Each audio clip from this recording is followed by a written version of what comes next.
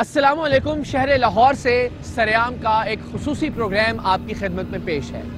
आज का ये प्रोग्राम इतना आसान नहीं है, इसलिए कि कोरोना के हवाले से जब भी बात हो बहुत सारे सवालात, बहुत सारे शुक्क व शुबहात जहन में आते हैं और आज हम कोशिश करेंगे कि इन सवालात या इन शुक्क व शुबहात पर बात कर सकें सबूत के साथ, दलाइल के साथ। अभी हाल ही में इलॉन मस्क, जो कि अमेरिका में आजकल एक हीरो की हैसियत रखते हैं, टेस्ला एक ख़ास किस्म की कार जो कि सोलर पावर से चलती है, वो उसके बानी तस्वुर किए जाते हैं। उनके एक ट्वीट ने तहलका मचा दिया दुनिया भर में और उनका ये कहना था कि उन्होंने एक ही दिन में 4 मुख्तलिफ कोरोना टेस्ट करवाए, जिनमें से 2 टेस्ट नेगेटिव आए और 2 टेस्ट पॉजिटिव आए।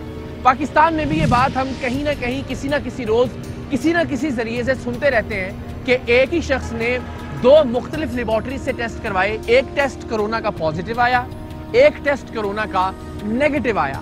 तो आज सरेआम की टीम इस हवाले से भी कुछ जांचने की कोशिश करेगी। लाहौर की मुख्तलिफ लेबॉर्ट्रीज से, चाहे वो सरकारी लेबॉर्ट्रीज हैं चाहे वो गैर सरकारी लेबॉर्ट्रीज हैं, वहां से अपने नुमाइंदों का कोरोना टेस्ट करवाएगी और देखेगी कि क्या आया एक ही शख्स का कोरोना टेस्ट नेगेटिव ही आता है या फिर किसी खास लैब से नेगेटिव और किसी दूसरी लैब से टेस्ट पॉजिटिव आता है। सो ये देखना होगा कि टेस्ट की क्रेडिबिलिटी क्या है पाकिस्तान के अंदर खास तौर पर और दुनिया भर में कोरोना के जितने टेस्ट हो रहे हैं, क्या वो सही तौर पर किए जा रहे हैं। एक तो सबसे बड़ा सवाल ये है, और फिर ये कि कोरोना के नाम पर जितनी एहतियाती तदाबीर इख्तियार की जा रही हैं या जिन एहतियाती तदाबीर के इख्तियार किए जाने का कहा जा रहा है, वो किस कदर मुअस्सर हैं और क्या उन पर वाकई अमल दरामद हो भी रहा है। एक आम आदमी उससे कितना मुतासर हो रहा है, कारोबार उससे कितने मुतासर हो रहे हैं। आने वाले वक्त में खुदा न खास्ता कोरोना की ये नई लहर क्या रुख इख्तियार कर सकती है। पाकिस्तान का ताजिर, पाकिस्तान का बिजनेसमैन, पाकिस्तान का आम शहरी इससे कितना मुतासर हो सकता है। इन तमाम पहलुओं पर, अहम तरीन पहलुओं पर जो आपसे जुड़े हैं, जो मुझसे जुड़े हैं, हम सब की जिंदगियों पर पॉजिटिवली या शायद बहुत बुरी तरह से असरअंदाज हो सकते हैं। आज का ये प्रोग्राम हम कोशिश करेंगे कि जामयियत के साथ मुरतब करके आपकी खिदमत में पेश करें। बहुत अहम प्रोग्राम, बहुत अहम सवालात, बहुत से अहम पहलू, बहुत सी अहम जहतें, बहुत सारे अहम इंकशाफात और ख़ास तौर पर ये कि क्या कोरोना के टेस्ट अगर आप 5 लेबॉर्ट्री से करवाते हैं तो उनका नतीजा एक ही आएगा या नहीं। आज के सरेआम में टीम सरेआम आपको मुकम्मल सबूतों के साथ दिखाएगी।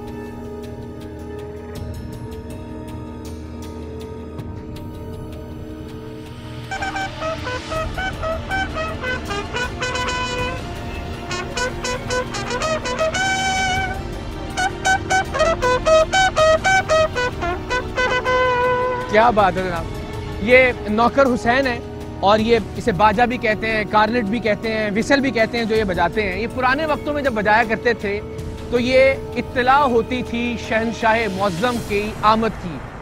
कोरोना भी बदकिस्मती से एक बादशाह की तरह इस दुनिया में आया, लेकिन एक जालिम बादशाह की तरह, एक ऐसे बादशाह की तरह कि जिसने गरीब से उसकी रोटी छीन ली, एक ऐसे बादशाह की तरह जिसने हर जानिब मौत बांट दी। तो आइए लाहौर के शहरियों से बात करते हैं, लाहौर के ताजिर रहनुमाओं से बात करते हैं, उनसे जानते हैं कि ये जालिम बादशाह जिसका नाम कोरोना है, ये उनकी जिंदगियों पर किस तरह से असरअंदाज हुआ है। आइए। तो जनाब, इस वक्त हम मौजूद हैं लाहौर में तिजारत के गढ़ मरकज़, जिसे हॉल रोड के नाम से जाना जाता है। और ये हॉल रोड आप जानते हैं टेक्नोलॉजी के एतबार से, मोबाइल फ़ोन्स के एतबार से मरकज़ी हैसियत रखता है। लाहौर शहर की शहरग मईशत के एतबार से वहाँ के ताजिर रहनुमाओं से बात करेंगे, लेकिन आपको थोड़े से मनाजिर दिखाते हैं उन 5 मुख्तलिफ लेबॉर्ट्रीज़ के जहाँ टीम सरेआम के नुमाइंदों ने बड़ी तकलीफ बर्दाश्त करते हुए कोरोना के टेस्ट करवाए। एक टेस्ट चुगताई लैब से करवाया गया, एक क्लीन लैब से करवाया गया, एक टेस्ट डॉक्टर्स हॉस्पिटल से करवाया गया, एक न्यू अस्पताल से करवाया गया और एक सरकारी कैंप लगाया गया था गुलशन रावी में, वहाँ से करवाया गया। सो 5 टेस्ट करवाए गए। ये ज़रा मोन्टाज देखिए और फिर हम आपको आगे चलकर बताएंगे कि क्या ये 5 के 5 टेस्ट नेगेटिव आए, पॉजिटिव आए, या इनमें से कुछ टेस्ट नेगेटिव थे, कुछ पॉजिटिव थे। यानी जो क्रेडिबिलिटी है इन टेस्ट की वो क्या है, ये बहुत अहम है जानना। इलॉन मस्क की उस ट्वीट के बाद जिसमें उन्होंने ये इंकशाफ किया था कि एक ही दिन में उनके 2 टेस्ट नेगेटिव आए और 2 टेस्ट पॉजिटिव आए, तो ये बहुत अहम है जानना कि टेस्ट जो मेथोडोलॉजी जो इस्तेमाल की जा रही है, जो मशीनें इस्तेमाल की जा रही हैं, क्या वो एक्यूरेट हैं या नहीं। तो ये ज़रा मोन्टाज देखिए और मोन्टाज के बाद फिर हम ताजर रहनुमाओं से बात करते हैं हॉल रोड पर। कोविड टेस्ट करते हैं आप? फीवर है?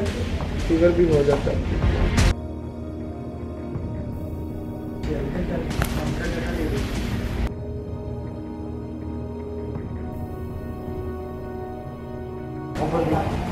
कुछ नहीं होता, मैं कह रहा हूँ 10 सेकंड चाहिए मुझे बस।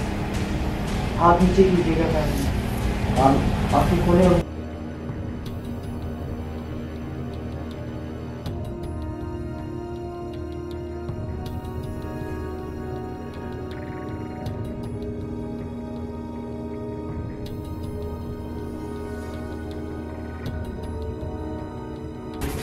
कोरोना टेस्ट करना।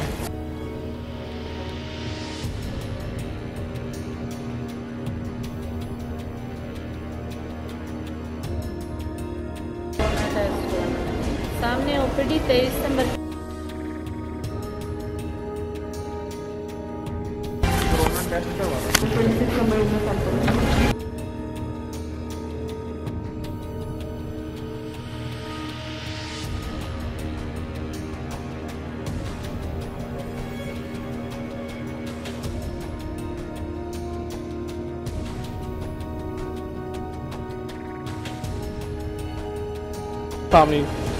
कोरोना टेस्ट का भी बोल।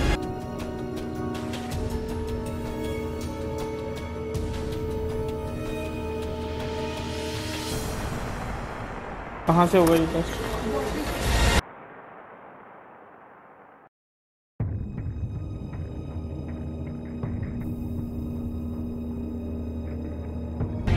तो जनाब मोन्टाज आपने देखा, इसके नताइज अभी आपसे हम शेयर करेंगे। ये कोई आसान टेस्ट नहीं है कोरोना का, बड़ा तकलीफ दे टेस्ट है। बहुत मुश्किल मराहिल से गुजरते हुए आपको ये टेस्ट करवाना पड़ता है। 5 बार ये टेस्ट करवाया हमारे नुमाइंदों ने। अब 5 के 5 टेस्ट का रिजल्ट एक ही था या रिजल्ट मुख्तलिफ था, ये जानना बड़ा अहम होगा। और इससे बहुत सारी चीज़ों की समत मुतय्यन होगी कि क्या पाकिस्तान में कोरोना के टेस्ट ठीक तौर पर किए भी जा रहे हैं या नहीं। लेकिन कोरोना की जो सूरत हाल है वो मुतासिर कैसे कर रही है पाकिस्तान की मईशत को, इस हवाले से हम बात करेंगे। हमारे साथ इस वक्त हॉल रोड पे ताजिर रहनुमा मौजूद है, बाबर महमूद साहब हैं, उनकी टीम है। बाकी लोगों से भी तारुफ करते हैं और ज़रा जानते हैं कि वो इन दिनों किन परेशानियों से, किन मुश्किलात से गुजर रहे हैं, उनके लोग किन परेशानियों या मुश्किलात से गुजर रहे हैं। और इस तरह मैंने पहले भी कहा कि ये एक शख्स मुतासिर नहीं होता। एक शख्स मुतासिर होने का मतलब है ये पूरा बाजार मुतासिर होगा। बाजार मुतासिर होने का मतलब है शहर खुदा न खास्ता मुतासिर होगा, बल्कि पूरे मुल्क की मईशत मुतासिर होगी। तो माशाल्लाह अल्लाह ताला ने इन शख्सियात को वहाँ पे उस मकाम पर लाकर खड़ा किया है जहाँ ये पाकिस्तान भर की मईशत को रिप्रेजेंट करते हैं। आपका शुक्रिया वक्त निकालने के लिए। अभी इस वक्त जो बाजार की सूरत हाल है, ज़रा एक तो उसमें बताइए हमें कि क्या लोग एहतियात बरत रहे हैं, SOPs पर अमल दरामद हो रहा है, हो सकता भी है या नहीं। ज़ाहिर पाकिस्तानी माशरे को भी हमने देखना है, यहाँ के लोगों की जो जहनी इस्तेदाद है उसको भी देखना है, उनकी तालीम को भी देखना है, उनकी समझबूझ को भी देखना है।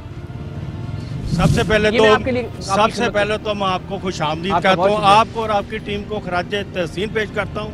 पूरे पाकिस्तान में जो हम आपके प्रोग्राम देखते हैं तो हम आपके लिए दुआगो भी हैं। तो मैं हुकूमत पाकिस्तान से कहूँगा, चाहे ये हुकूमत हो या वो करारुल हसन साहब, अपनी टीम की अपनी जान को खतरे में डाल के इतने अहम आपको राज अफशा करके देते हैं, लेकिन उसका रिजल्ट मैं समझता हूँ वैसे नहीं निकलता जितना वो रिस्क लेते हैं। तो अब आते हैं कोरोना के हवाले से। सबसे पहले तो मुझे नहीं पता आपने जो कोरोना के टेस्ट करवाए हैं उनका रिजल्ट क्या है, लेकिन मैं ये बता सकता हूँ वो एक जैसा नहीं होगा। अच्छा। मुख्तलिफ रिजल्ट होंगे। खबरें आपके पास यही हैं। तो इसके साथ अल्लाह करे कि एक जैसे ही हो, लेकिन इसी वजह से अगर ये टेस्ट एक जैसे नहीं होते तो ये आवाम को कंफ्यूज करती है। सवालिया निशान है तो वो इसलिए आवाम जो थोड़ी ना ईजी हो जाती है। रही मार्केटों के हिसाब से बात, तो मैं आपके चैनल के वसासत से अपने दुकानदारों को ये जरूर कहना चाहता हूँ, ताजिर बरादरी को ये कहना चाहता हूँ, हमें हर हाल में SOPs पर अमल करना चाहिए और करना है। हम सबको कुछ नहीं करना, ज्यादा से ज्यादा मास्क का इस्तेमाल करना है। तो ये कोई ऐसा मुश्किल काम नहीं है कि दूसरा ये दुकानें बंद करके कारोबार बंद करके घर बैठ जाने से बेहतर है कि हम लोग मास्क का इस्तेमाल करें। एंड स्पेशली जब आप इनसाइड अंदर दुकान के हैं तो वहाँ जरा खास तौर पे इसका खास तौर पे ये जैसी हार रोड जैसी या शहर की बड़ी बड़ी मार्केटें हैं वहाँ तो हर एक को मास्क का इस्तेमाल करना चाहिए। ये बात हकीकत है कि हम लोग बातें देर से मानते हैं, जल्दी नहीं हमें समझ आती। तो मैं ताजर बरादरी से कहूँगा, हर शहरी से कहूँगा अभी समझ जाए ये सारा प्रेशर कारोबार पे आएगा। जो मर्जी करें, आस्ता आस्ता देखे ना स्मार्ट लॉकडाउन मुख्तलिफ इलाकों में होना शुरू हो गए हैं। फिर ये चलता चलता हमारी अपनी नलायकी की वजह से मार्केटें बंद होने की तरफ आएगा। आप तजवीज़ देना चाहें आप ARY के प्लेटफॉर्म से, आपने जो ऑब्जर्व किया हो, कोई ऐसी बात जो शेयर करना चाहें आप? जी बिस्मिल्लाहिर्रहमानिर्रहीम। इब्रार भाई, शाह साहब, ये मामला ऐसा है कि अब लोग जो है अफोर्ड नहीं कर सकते इसको। जो कि दरमियाना तबका है, उनके पास जिन बंदों का रोज़गार लगा हुआ था वो बेरोज़गार हो चुके हुए हैं। दोबारा हम अभी तक उस लॉकडाउन के बाद स्टेबल नहीं हुए। ऐसा ही है। अब जो हालात दोबारा लॉकडाउन की तरफ गवर्नमेंट जा रही है, उसमें गवर्नमेंट के क्या फ़वायद हैं वो हमें नहीं पता, उस चीज़ में क्या मामले हैं, अपोजिशन के क्या मामलात हैं। लेकिन ये है कि अब मुल्क की मईशत मुकम्मल तौर पर जो है ना वो बिल्कुल फाइडअप हो जाएगी।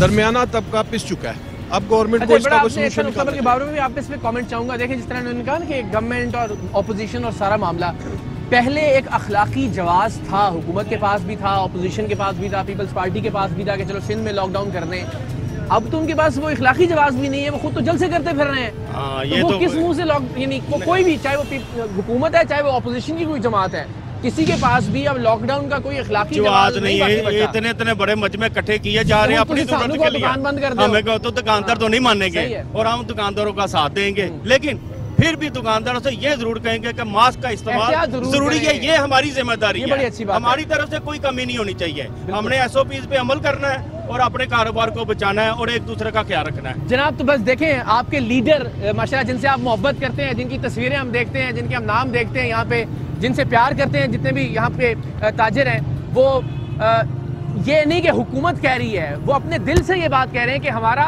फ़ायदा है, इसमें ताजरों का फ़ायदा है, जो लोग यहाँ आ रहे हैं बिज़नेस के लिए उनका फ़ायदा है। छोटी सी बात है कि जब आप किसी दुकान के अंदर जा रहे हैं, जब आप किसी इंडोर जगह पे बैठे हैं, कोशिश कीजिए बाहर भी, लेकिन एट टाइम्स अवॉइड नहीं कर सकते आप ऐसी सिचुएशन को। लेकिन जब आप दुकान के अंदर हैं, किसी कारोबारी जगह के अंदर मौजूद हैं, तो खुदा के लिए मास्क पहनना कोई मुश्किल काम नहीं है। बाबर भाई ने भी बार बार तवज्जो मबजूल करवाई है। आई होप कि इंशाल्लाह आप लोग ख़ास तौर पर जो हमारी ताजर बरादरी है वो उससे ज़रूर सबक सीखेगी।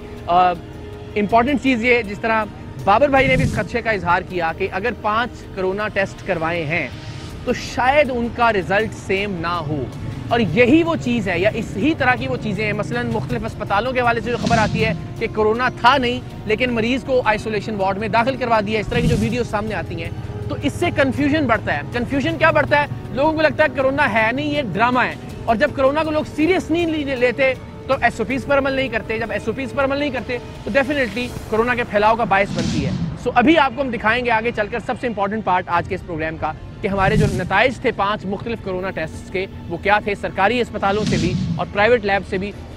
तो जनाब, इस वक्त हम मौजूद हैं लाहौर की तारीखी हाई कोर्ट में, और यहाँ आना हमेशा एक बड़े एजाज़ की बात होती है।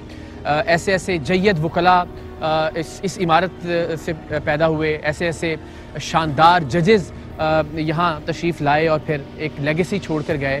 कोर्ट्स के अंदर जो SOPs हैं उन पर अमल दरामद प्रैक्टिकली मुमकिन है, हो पा रहा है, किस हद तक हो पा रहा है? क्योंकि ज़ाहिर हम जब जाते हैं ख़ासतौर पर लोअर कोर्ट्स के अंदर, तो वहाँ तो इतना प्रेशर है केसेस का भी और लोगों का भी कि चाहकर भी बहुत सारी चीज़ें नहीं कर पाएंगे वहाँ पे।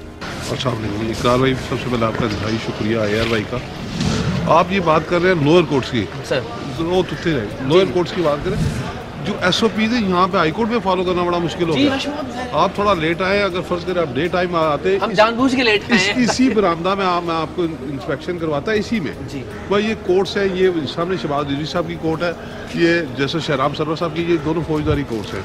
यहाँ पे आप गुजर नहीं सकते। इसके बाद आप दूसरी कोर्ट से चले जाएं, उस साइड पे चौधरी मुश्ताक साहब हैं, सदाकत अली खान साहब हैं, सरदार अहमद नईम है, सर वहाँ पे तो आप समझिए कि वो कोरोना का गाढ़ है।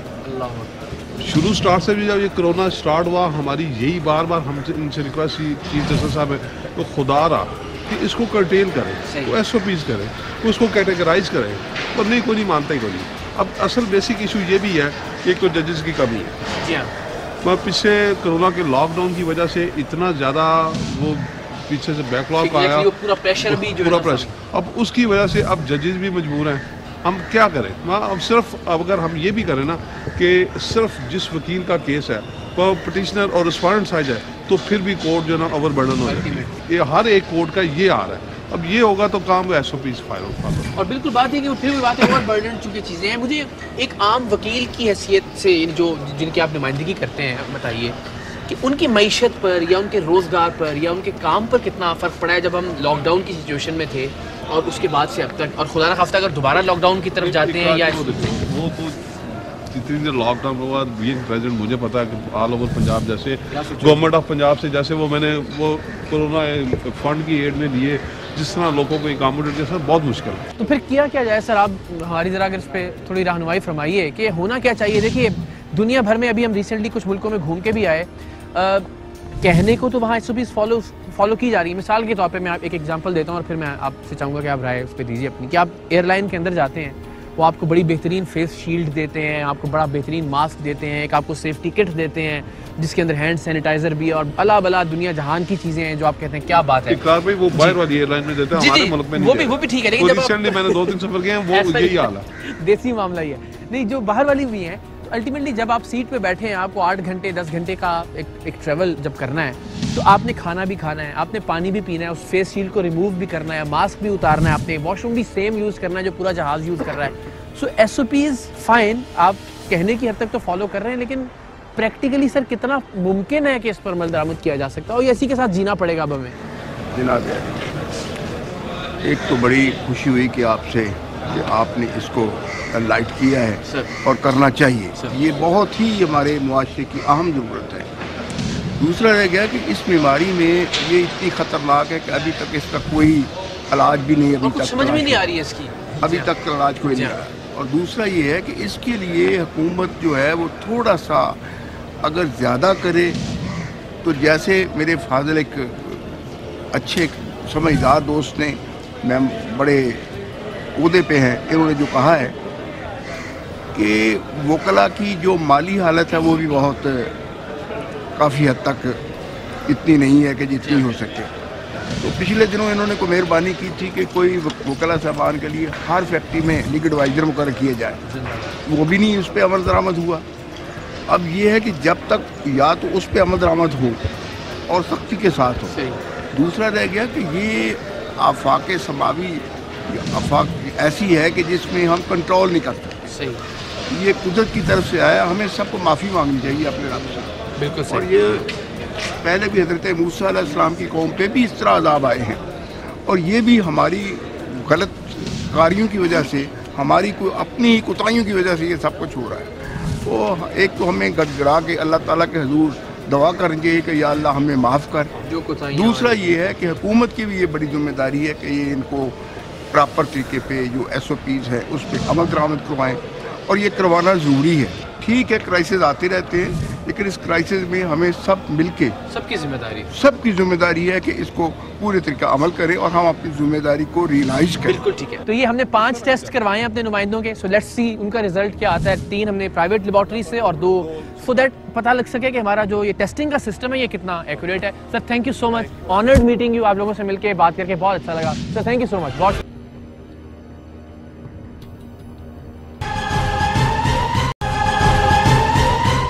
इस वक्त हमारे साथ जो हमारी मेहमान शख्सियत मौजूद हैं मियाँ तारिक मिसबा साहब, आप प्रेसिडेंट हैं लाहौर चैम्बर के। हम शुक्रगुजार हैं कि उन्होंने बड़ी मसरूफियत में से वक्त निकाला, लेकिन आप सबसे रेलेवेंट शख्सियत हैं इस हवाले से बात करने के लिए। बिकॉज जब भी कोरोना की बात आती है तो भूख, रोटी मिलेगी नहीं मिलेगी, मेरे कर्जे का क्या होगा जो मैंने देना है, मैंने जो लोन लिए हुए हैं उनकी इंस्टॉलमेंट्स कैसे जाएंगी, मेरा घर कैसे चलेगा, मेरे किचन का क्या होगा, मेरे बच्चों की फ़ीस कैसे अदा होगी, वगैरह वगैरह। सो मईशत डायरेक्टली और इनडायरेक्टली कोरिलेट करती है कोरोना की जब भी नई लहर आती है, कोरोना की जब भी बात होती है। और आपसे बेहतर सर कोई नहीं जानता कि एक इंडस्ट्रियलिस्ट कैसे सफ़र कर रहा है या कि खुदा न खास्ता कर सकता है, उसका वर्कर कैसे सफ़र कर रहा है या कर सकता है।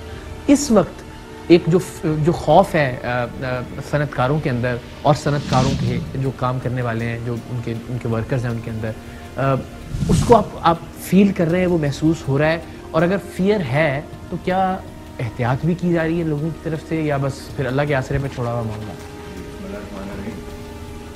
सेकेंड वेव जो कोविड के आई है उसको मेरे हिसाब से तो पाकिस्तानी अवाम बहुत ईजी ले रही है, वो समझ रही है कि है नहीं सही। जिस तरह पिछली दफ़ा उन्होंने SOPs फॉलो किए थे, इस दफ़ा फॉलो नहीं किए जा रहे। इंडस्ट्री में फिर भी हो रहे हैं, हमारे मार्केट के काफ़ी भाई आते हैं, हम उनको बुलाते रहते हैं, उनको कहते हैं अपनी मार्केटों में प्लीज़ आप ज़रा SOPs को फॉलो करें, अपने जो आपके एम्प्लॉयज़ हैं उनको भी, और जो कस्टमर्स आते हैं उनको भी। तो कोरोना से बिजनेसेस तो बहुत इफेक्ट होते हैं और हो रहे हैं। अब जो सेकेंड वेव पूरी दुनिया में तो आप देखें लॉकडाउन चल रहे हैं, पाकिस्तान में फिर भी अल्लाह की मेहरबानी है, हमारा कुछ सिस्टम चल रहा है। हमारी गवर्नमेंट से यही है कि जो स्मार्ट पॉलिसीज़ उन्होंने पहले की थी उसी तरह मुल्क को चलाया जाए, बंद ना किया जाए। बिल्कुल सही। मार्केट्स को जो 8 बजे के बाद अब 6 बजे लेके आ रहे हैं, मेरे ख्याल में वो गलत चीज़ है, उनको 12 बजे तक खुला रहना चाहिए। SOPs फॉलो करें, रश ना मचे। जब आप देखें ऑफिस 5 बजे बंद होते हैं, वर्किंग वुमेन भी हैं, स्कूल से बच्चों को आते 3-4 बज जाते हैं, तो 3 से 8 रुपये 4 बजे के दरमियान जो मार्केटों में रश मचेगा शॉप्स पे, तो मेरे ख्याल में उसके वो 10 बजे कोरोना नहीं होगा, क्या नहीं होगा सर। मैं हाँ ये कि 10 बजे के बाद क्या सो जाता है कोरोना? मैं आई एम सो सॉरी आपको मैं इंटरप्ट कर रहा हूँ, लेकिन मैं ये बहुत वैलिड पॉइंट आपने रेज़ किया और मैं चाहता हूँ कि इस पर ज़रा बहुत तफसील से बात हो, क्योंकि मुझे लगता है कि शायद मेरी कोई नालायकी है या मैं समझ नहीं पा रहा हूँ, या इसके पीछे कोई ऐसी पॉलिसी है कि अगर आप 6 बजे या 8 बजे मार्केट्स को बंद कर देते हैं, या रेस्टोरेंट्स को बंद कर देते हैं, या शादी हॉल्स को बंद कर देते हैं, तो कोरोना को आप कर्टेल कर सकते हैं। बट मेरी एक लेमैन के तौर पे ओपिनियन ये है कि आप 24 घंटे के लिए खोल दीजिए सब चीज़ों को, फॉर दैट वो जो भी रश है वो अल्टीमेटली डिवाइड हो जाए मुख्तलिफ घंटों के अंदर। अगर आप 2 घंटे के लिए एक चीज़ खोलेंगे तो सारे का सारा रश, सुपरमार्केट है चाहे वो बैंक है, चाहे वो स्कूल है, चाहे वो आम बाज़ार है, तो वो रश ज़्यादा बढ़ेगा और कोरोना अल्टीमेटली ज़्यादा फैलेगा। तो जब आपकी पॉलिसी मेकर्स से मीटिंग्स होती हैं या जब आपकी मुख्तलिफ कमेटीज़ के साथ मीटिंग्स होती हैं, तो वो इसकी क्या लॉजिक देते हैं कि हम 6 बजे बंद कर देंगे या हम 8 बजे? कोई लॉजिक तो होगी ना इस थिंकिंग के पीछे, वो क्या आर्गूमेंट क्या देते हैं इसका? एज सच तो लॉजिक उनकी यही है कि लोग ज़रा घरों पे रहें ज़्यादा, बाहर ना निकलें लोग ज़्यादा, बेसिकली तो ना लगे या बेसिकली तो उनकी यही लॉजिक है। लेकिन असद उमर साहब को भी लेटर लिखा, हमाद अजहर साहब यहाँ आए हुए थे, उनसे मेरी टेलीफोनिक भी इस चीज़ पे बात चलती रहती है। हम गवर्नमेंट की बिल्कुल सपोर्ट करते हैं, स्टेट का काम है अपनी आवाम को बचाना। अगर ये एपिडेमिक फैल जाता है खाना खासा, क्योंकि आपको पता है मल्टीप्लाई किस तरह होता है डेली, तो हम SOPs को पूरा फॉलो कराना चाहते हैं। जिस तरह शादी घरों की आपने बात की, तो इन्होंने बोला 300 बार कैनेपी में हो सकती है शादी।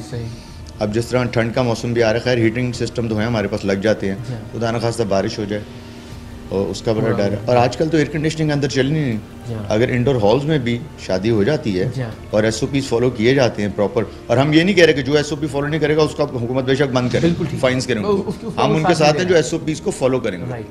अब देखिए मेरे पास पोल्ट्री वाले आए हुए थे, पोल्ट्री के साथ फीड वाले आए हुए थे, राइस वाले आए हुए थे, जूलर्स आए हुए थे, जो औरतें कपड़े बनाती हैं, जो बुटीक्स हैं वो आए हुए थे। इससे कोई तकरीबन 25-30 सेक्टर रिलेटेड हैं। सर रेस्टोरेंट वालों को भी शामिल कर रहे हैं, जाहिर वो उनके साथ भी कोई अल्टीमेटली मेरा ख्याल है कोई रेस्टोरेंट को भी जाहिर बात है, वो तो अभी तो 50% कैपेसिटी पे चला रहे हैं, लेकिन अगर आप इंडस्ट्री को देखें तो पोल्ट्री और फीड और जो आपका राइस है इसका 30-40% शेयर शादियों में है, घरों में नहीं है। पोल्ट्री जब हिट होती है तो फीड मिलने हिट होंगी, शादियाँ नहीं होंगी, जूलर्स के काम बंद हो रहे हैं, कपड़े बनाने वालों के काम बंद हो रहे हैं, और ख़ास तौर पे जो शादी हॉल्स के साथ जो अब स्टाफ इनका जो है मोस्टली वो डेली वेजर है, और ये लाखों में डेली वेजर जब शादियाँ होती हैं, जो 6 बजे से लेके 11 बजे तक रात को इनको लेते हैं काम करने के लिए, तो वो कोई लाखों की तादाद में डेली वेजर है जो इस वक्त बिल्कुल जॉबलेस हो जाएगा अगर ये दोबारा इस तरह के लॉकडाउन्स और ये कम शादियाँ। आपकी अपनी सर क्या फील है, कुछ इस तरफ हम खुदा न खास्ता जा रहे हैं या अल्लाह करे कि हम बच जाएं कंप्लीट लॉकडाउन से? डिफरेंट न्यूज़ आई है हमें तो दोनों तरफ से। सही। कुछ लोगों ने बोला कि नहीं होगा, कुछ लोगों ने बोला, फिर वो जो कमेटी ने बोला कि जी हो रहा है। लेकिन मेरे ख्याल में अगर ये शादी हॉल्स को खोल दें 50% से भी कैपेसिटी मैं कह रहा हूँ नीचे ले जाएं। एक और बात मैंने आपसे जो करनी थी, जो आप ये ओपन एयर में लेके जा रहे हैं, हमारी 1.25% लोग होंगे जो फार्म हाउसेज अफोर्ड कर सकते हैं पाकिस्तान में शादियाँ। जो छोटी आबादियाँ हमारे क्लस्टर्स जो हैं, छोटे इलाके हैं, वहाँ पर जो छोटे छोटे शादी हॉल्स हैं वहाँ पे ग्राउंडें कोई नहीं है, उनके पास जगह ही नहीं है शादी कराने की। गवर्नमेंट के जो ग्राउंड्स हैं, पार्क्स हैं, उन पर पाबंदियाँ हैं शादियों की। तो जो आम हमारा गरीब आदमी है, which is 95% of our population, वो where are they going to go, option नहीं छोड़ा, उनके पास ऑप्शन ही कोई नहीं है। उनके पास ऑप्शन यही है जो छोटी शादी कर रहे हैं। Sir thank you so very much. And again जिस तरह मियां साहब ने भी कहा कि हम में से कोई भी ऐसा नहीं है कि जो गवर्नमेंट की पॉलिसीज़ पर अमल दरामद ना करना चाहे, क्योंकि वो हमारे लिए यही सोच रही है, पाकिस्तान के लोगों के लिए यही सोच रही है। तो गवर्नमेंट को भी कुछ चीज़ें थोड़ा सा ज़रा उस पर नज़रसानी करने की ज़रूरत है। फॉर एग्जांपल ये जो टाइम लिमिट है, मेरी एक लेमैन के तौर पे भी, और मियां साहब ने भी एक हद तक इससे इत्तेफाक किया कि उससे अल्टीमेटली लोड ज़्यादा होगा। एक ही वक्त में बहुत सारे लोग रेस्टोरेंट्स पे आ जाएंगे, या एक ही वक्त में बहुत सारे लोग मार्केट्स के अंदर आ जाएंगे, या एक ही वक्त में बहुत सारे लोग जो हैं वो शॉपिंग करने के लिए बाज़ारों में पहुंच जाएंगे। तो अगर आप इसको टाइम को थोड़ा फैला देते हैं, दुकानें या मार्केटें या रेस्टोरेंट्स ज़्यादा देर के लिए खुले रहते हैं, तो ज़ाहिर है लोग फिर वो उसको टाइम को डिवाइड कर लेंगे। कोई 9 बजे आएगा, कोई 10 बजे आएगा, कोई रात 12 बजे चला जाएगा, कोई रात 2 बजे चला जाएगा। तो इस पर थोड़ी सी नज़रसानी करने की ज़रूरत है, और हम सब मिलकर अल्लाह ताला ने चाहा तो इंशाल्लाह अल्टीमेटली सर इसको शिकस्त देंगे। थैंक यू सो मच, आपके वक्त का बहुत शुक्रिया, आपकी एफर्ट्स का बहुत शुक्रिया।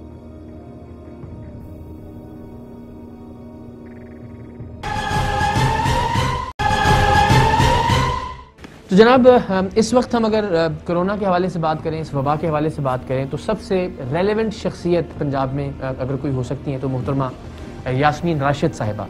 उनसे हम बात करेंगे कुछ आदाद शुमार भी, इस वक्त सूरत हाल क्या है, सूरत हाल जा किस तरफ रही है, इसको किस तरह से रोका जा सकता है, और खुदा न खास्ता आने वाले दिनों में सूरत हाल बिगड़ेगी या किसी तरह से इस पर काबू पाया जा सकता है। बात करते हैं, जानते हैं कुछ सवाल जो भी मेरे जहन में एक आम आदमी के तौर पर, एक सहाफ़ी के तौर पर उनके सामने रखते हैं। अस्सलाम वालेकुम, आपके वक्त देने का शुक्रिया। एक तो ज़ाहिर नंबर्स आपके पास बहुत तेज़ी से आ रहे होंगे, मुख्तलिफ़ अज़ला से भी और मुख्तलिफ़ ज़राए से भी। आप इस वक्त की सूरत हाल को तशवीशनाक कहेंगी? आप समझती हैं कि नहीं अभी हम कंट्रोल कर सकते हैं चीज़ों को, या समत बहुत गलत है कोरोना के हवाले से?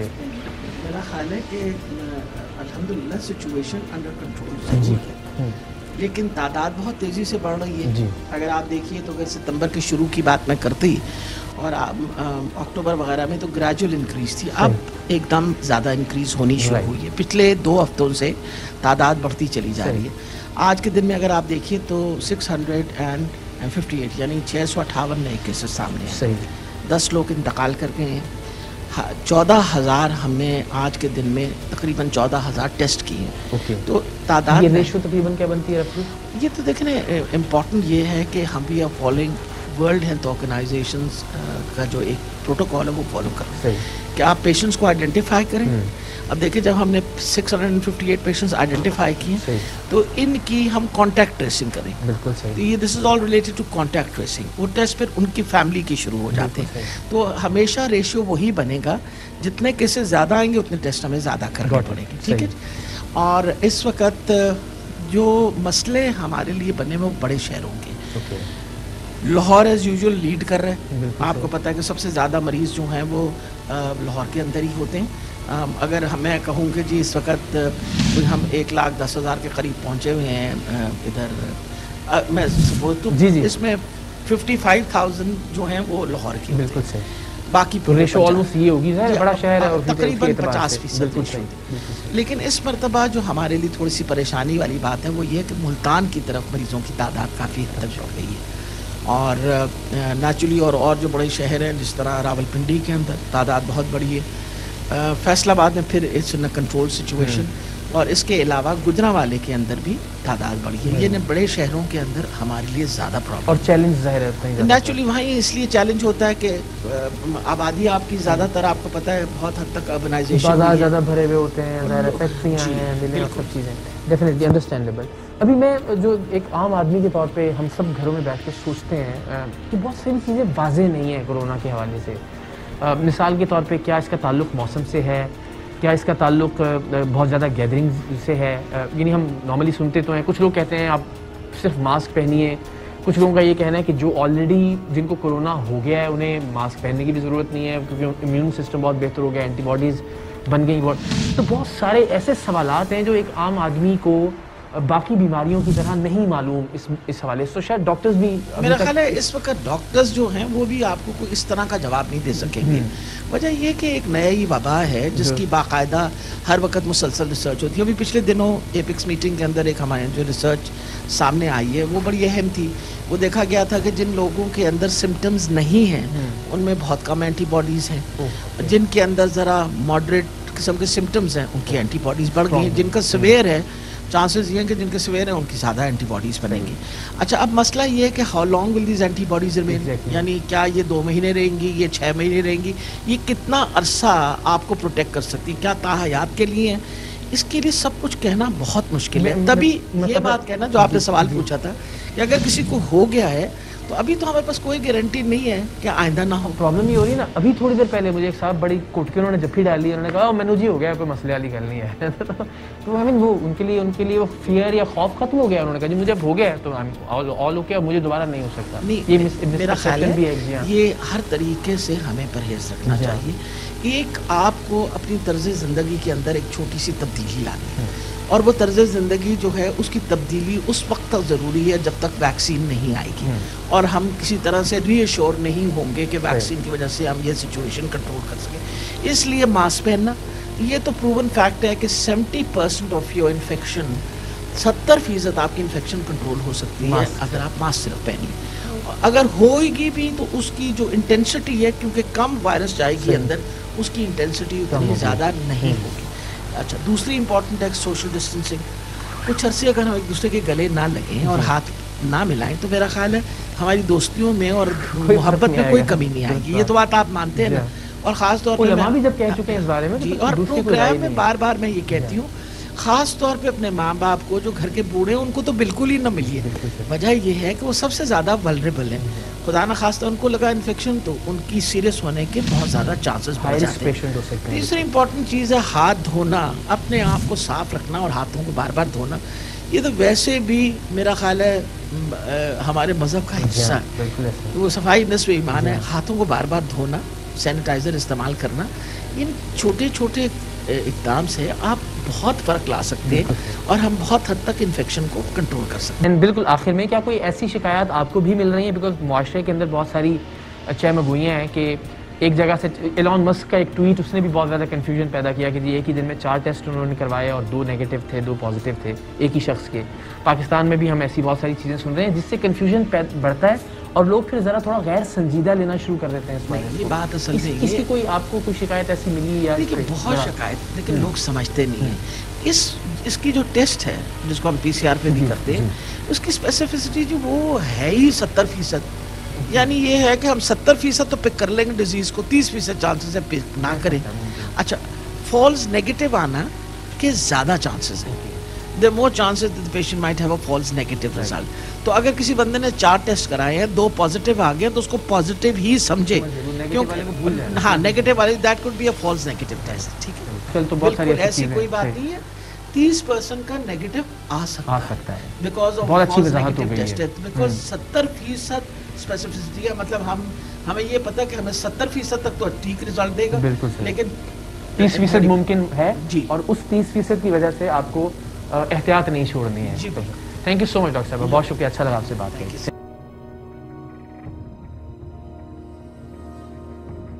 जनाब, अब हम बढ़ रहे हैं आज के सरेआम के इख्तिताम की जानिब। आज सुबह से हमने इसकी रिकॉर्डिंग का आगाज़ किया, मुख्तलिफ लोगों से बात की और प्रोग्राम के दरमियान में हम आपको ये बताते रहे कि टीम सरेआम के नुमाइंदों ने बड़ी जांफशानी से बहुत मुश्किल का सामना करते हुए 5 मुख्तलिफ इदारों से कोरोना टेस्ट करवाए, ये जांचने के लिए कि कोरोना टेस्ट की एक्यूरेसी क्या है।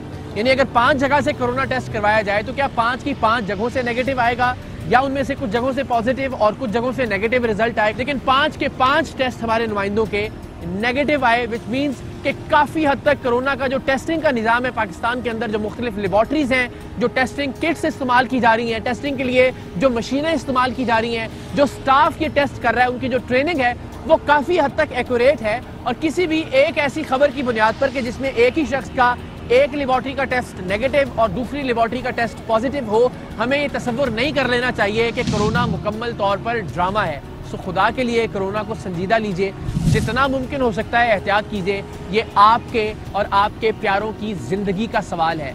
खुदा के लिए पाकिस्तान का सोचिए, पाकिस्तान की मईशत का सोचिए, पाकिस्तान के मजदूरों का सोचिए, पाकिस्तान के ताजरों का सोचिए, क्योंकि इन सब का रोज़गार, इन सब की ज़िंदगियाँ, पाकिस्तान की मईशत इस कोरोना के फैलाव या अदम फैलाव से वाबस्ता है। सो आई होप हम सब लोग इंशाल्लाह बेहतर पाकिस्तानी के तौर पर अपने अपने महाज पर अपने अपने हिस्से का किरदार अदा करते रहेंगे और इंशाल्लाह कोरोना को शिकस्त देंगे अल्लाह ताला की मदद से, अल्लाह ताला की रजा से। पाकिस्तान जिंदाबाद।